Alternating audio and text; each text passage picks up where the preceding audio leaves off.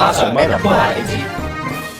好市民英勇救人，協助警察拉人，呢啲事周不時喺香港都時有發生。咁係咪會頒翻個好市民獎俾我㗎？有可能㗎。等我順便話你知，好市民獎實質係咩嚟啦？香港警務處喺1973年創立好市民獎勵計劃，2021年開始仲增設咗好機構獎添。咁多年嚟已經有接近4800名好市民，33間好機構獲獎。而好市民獎勵計劃頒獎典禮已經盛事化，獲獎嘅好市民會上台領獎，甚至上新聞。好市民嘅故事仲會衝出香港，走向國際。得獎者會獲頒發獎狀。阿 Sir，我幫人唔係為咗呢啲㗎，獎狀呢家嘢虛名嚟嘅啫。我知做好市民當然唔係為咗獎狀，亦唔係為咗攞4000蚊獎金。呢個係我哋少少心意，更深層意義在於向社會大眾宣揚守望相助、見義勇為嘅好市民精神。阿 Sir，我好市民嚟㗎，奉公守法，一行一善，有冇機會攞獎啊？香港嘅好市民的確好多，但要攞好市民獎就必須要作出積極或應用嘅行為，協助警方或其他市民，例如協助或防止偵查罪案、逮捕罪犯、協助保護生命。今年嘅好市民獎勵計劃頒獎典禮將於3月14號喺香港會展隆重舉行，下個得獎人會唔會係你？今集講咗咁多先，我哋下集再見啦，拜拜。